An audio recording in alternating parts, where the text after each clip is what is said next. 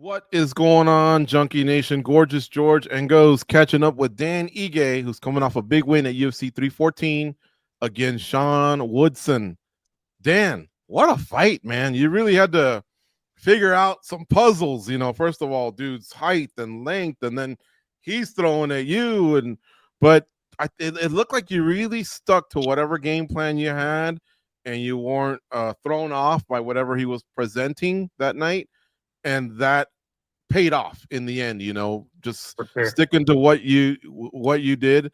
Tell us about the fight. Did you ever have any doubts in the fight as things were unfolding, like maybe shifting to a plan B or adjusting in any way, just because it's not easy to find 6'4" guys to train with, and emulate this guy? Yeah, I mean, we definitely did our homework. I trained really hard, really smart too for this fight. We studied Woodson a lot, and I knew I had a very specific and basic game plan, and it was easy to follow. And I told myself, anytime I get flustered or frustrated with finding the range, just stay patient, reset, and get back to the game plan. And it's essentially what I did. And every time, it took a little bit, obviously, to find my range, but I knew I would land a big shot and hurt him because every time I threw something at him, like even if it just hit his arm, like it was hurting, it was landing, it was making impact. And every time I went back to the corner, I was just a bit more confident. And never once did I doubt myself really in the moment. And yeah, we got the job done. It was a crazy puzzle to solve, but I feel like we did our homework and it paid off. Nowadays there's so many shows, even former fighters, other analysts, and then YouTubers, influencers, the real, the mainstream media is involved, right? So that means there's a lot of people giving opinions. Did you hear a lot of opinions that said Woodson's going to win and why? And do those make it to your ears, and do they fuel you? I mean, yeah, I definitely heard a lot of other people's opinions, and I was kind of like, I saw the odds, and you just have to have confidence in your preparation and belief in yourself, defy all odds. Even there's like this kid on my team. He's like, "Hey, I do analytics. I could break down your fight." And then like he's like, "Let me put it together for you, and I'll get it back to you tomorrow." I never heard from him, probably because the analytics were gonna say I was gonna lose, statistically, right? But none of that means anything. It all comes down to two men on one night, and you know who can do their game plan better. And I have an amazing team, amazing coaching staff. We all did our homework. It's not just show up to the gym and train. Like this is our life. We go home, we study tape, we study film. I do the right things. I recover um, to ensure I'm my best self on fight night. And when I was in there, like probably wasn't even my best day, like metric wise and statistically, like HRV and heart rate, all that stuff that I study and I watch out for. Like it's probably one of my worst days, but I couldn't let that dictate the outcome of the fight. I just had to go, let that go, surrender that to God, and just have fun. And that's what I did. I felt like I was having a lot of fun in there, and then yeah, we got the finish in the third round, and worked out well. Why do you think the body wasn't responding the way you want?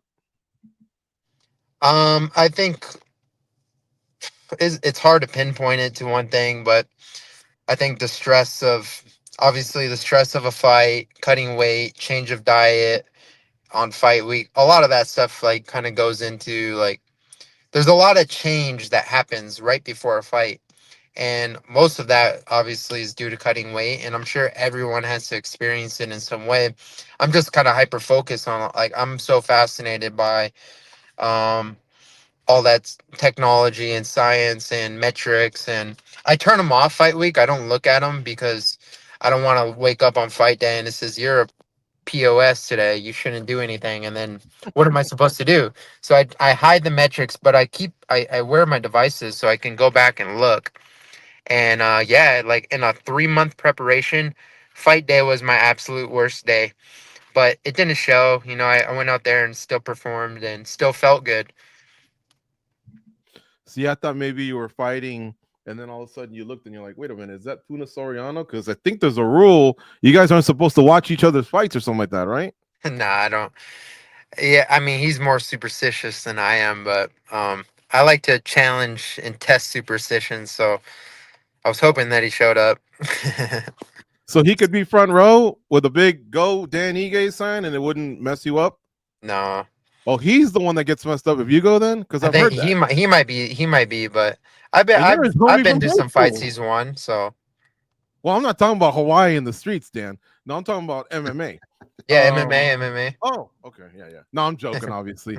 So maybe he's the superstitious one. He'd rather not have you there. Is that what it is?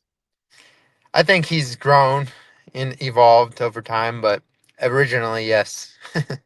Is he the most nervous you get for a fight when it doesn't involve you? Yeah, first probably he's definitely one of them. You know, there's a handful of guys, but yeah, anytime I watch any of my friends fight, like I get uncontrollable shakes, unless I'm in the corner and I have to be that calm, composed guy. But if I'm watching from TV, I'm like shaking. I can't control my breath. It's hard to watch my friends. You ever seen Chuck Liddell when he's like this watching? Yeah, yeah, that's Is that me. you? Is that you at home? That's that's me. All right. That's how I feel when you fight. So Oh, cool. That means you uh care. Thank you. I do. I do. About all the extreme guys, about all the guys that have come to our studio of Mandalay Bay, about we've seen you come from not even being in the UFC to Dana White Contender Series, and they gave you one of these, and then you had to prove them wrong. And now Yeah, you're taking fights on 4 hours notice, and you're performing in Miami, killing six almost foot four guys. almost 20 fights in the UFC now. My next one will be Crazy, That's 20. crazy. Yeah. Yeah. All Wow. right. This is Dan Ige, 50K, joining us here on MMA Junkie Radio. Goes. What do you have for Dan? Dan, how different is it for you from fight to fight? Because you brought up 4 hours. There are so many different scenarios, different opponents, metrics, and all that. But have you found something that's made you comfortable, something that you can look at every day on fight day and say, look, I always bring myself back to this, or what? Like, what is it like for you now at this point? I think it's such a, constant mental battle and preparation. And that always changes from fight to fight. You always look back, be like, man, what did I do well? What can I add? How can I replicate this? And dude, there's nothing that's like firm. The only thing that's firm in my foundation is my faith in God. And that's the one thing that I can always lean on.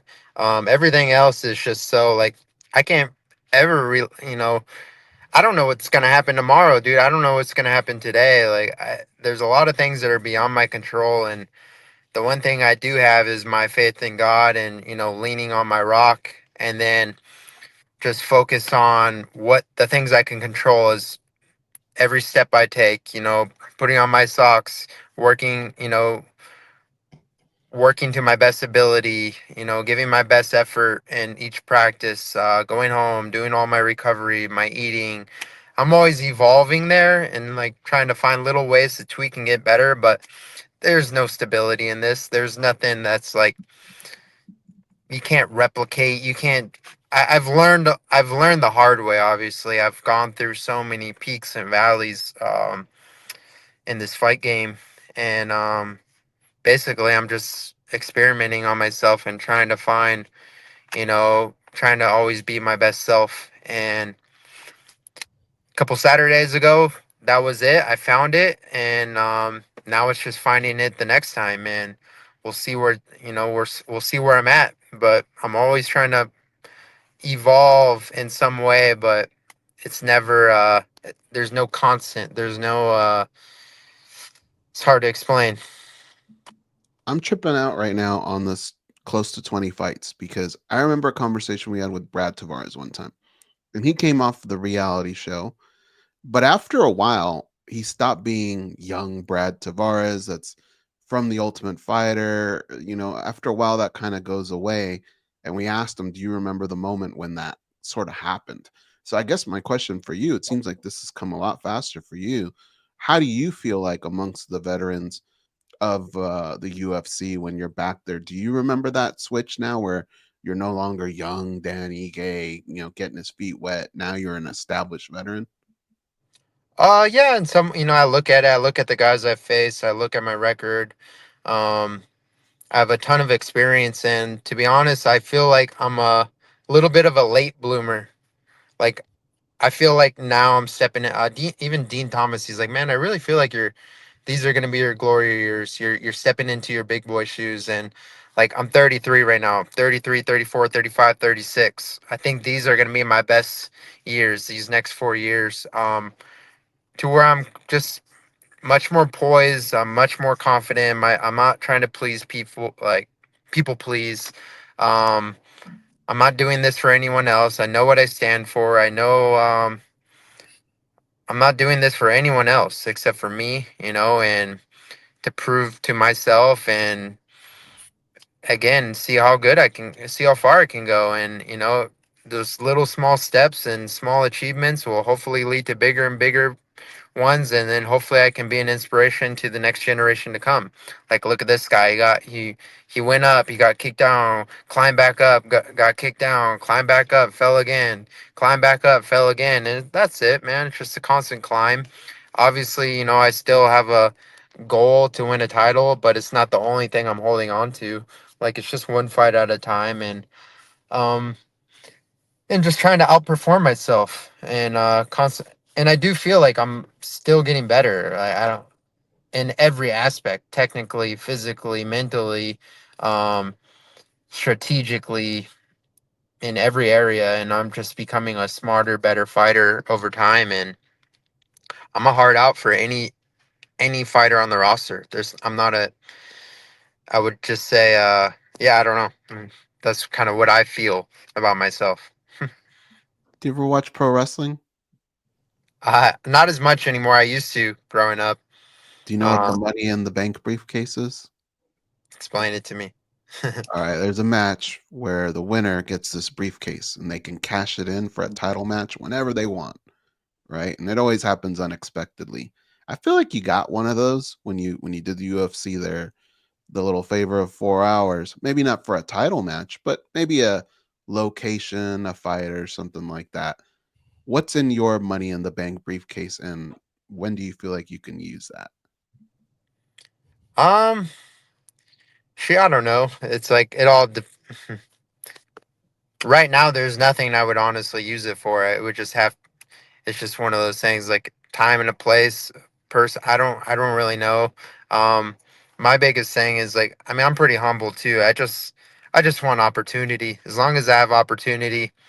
If he actually told me these are your 3 fights this year and these are your dates, like I'd be super happy with that. It doesn't really work that way, but if you told me I had 3 dates, that way I can plan things around those dates and plan times with my family because it's hard. I mean, this sport is hard. It takes a lot away from, you know, yourself, the ones around you, mentally, like everything revolves around my schedule because like my job, obviously I feed my family and I'm the breadwinner of my family, but it's hard to just get up and go and enjoy life and enjoy time because you just never know when they're going to call you. So, yeah, I don't know, man.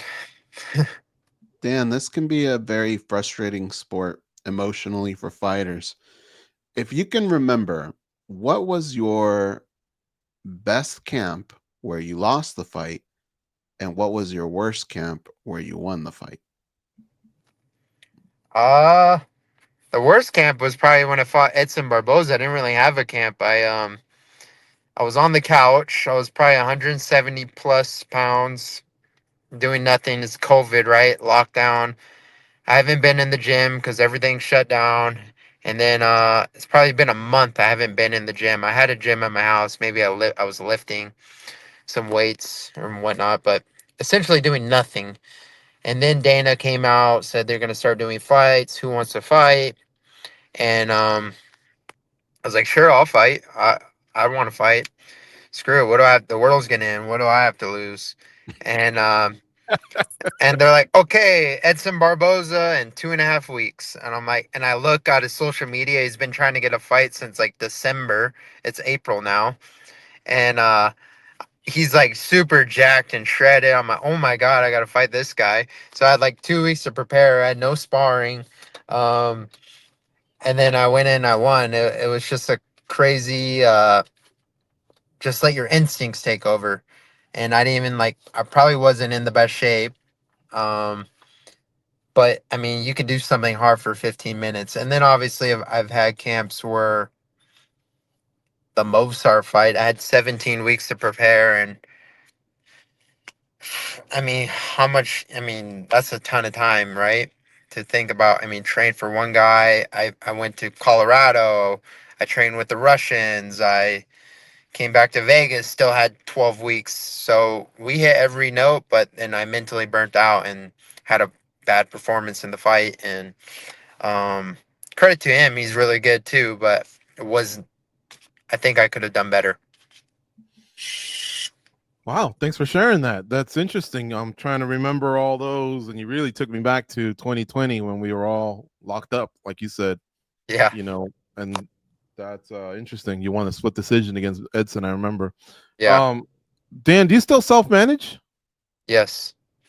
Do other fighters ever pick your brain about that? Is that something you'd recommend, or is it maybe only special for you because you had the experience of working with a management team? Therefore, you have the tools to sit across and negotiate.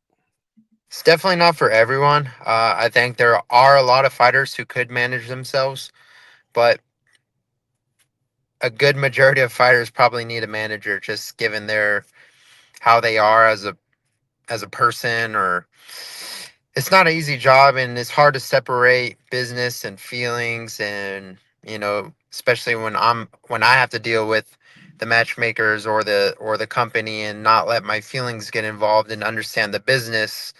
And then have my fighter hat when I just go in and fight. And then I wouldn't say it's easy, but at the same time, it for me it's easy. I do have a lot of experience in that realm. I understand my value, my worth, and my numbers. I kind of see a lot of those numbers on the back end, and so it does definitely gives me further insight.